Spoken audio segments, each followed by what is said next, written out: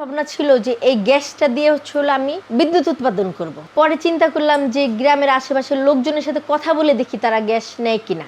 বর্তমান আমি 30টা বাড়িতে দিছি, এখানে আনলিমিটেড গ্যাস পাচ্ছে। আমার প্রথমে ছিল ভার্মি কম্পোস্ট, তারপরে যোগ হয়েছে ট্রাইকো কম্পোস্ট, এখন বায়োগ্যাস প্ল্যান্ট, তারপরে এর পাশাপাশি মাশরুম নিয়ে কাজ করার চিন্তা ভাবনা চলছে। আমি শোভারামপুর, কোমরপুর এই এরিয়াতে আমি বায়োগ্যাস প্ল্যান্ট করে বায়োগ্যাস সাপ্লাই দিয়েছি।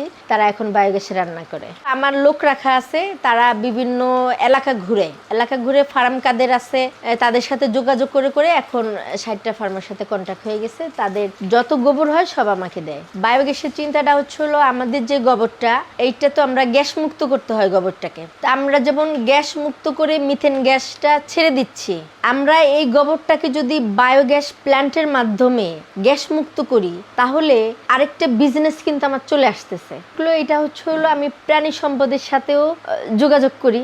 যোগাযোগ করার পরে তাদের সাথে যাওয়া আসা করি। তখন স্যাররা আমাকে বললো যে তানিয়া, তাহলে আপনি এর পাশাপাশি বায়োগ্যাসটা করতে পারেন, যেহেতু গোবর নিয়ে কাজ করেন, গ্যাসটা আপনার মুক্তই করতে হয়, তাহলে গ্যাসটা আপনি আরেকটা বিজনেস হিসেবে নিতে পারেন। প্রথমে চিন্তা ভাবনা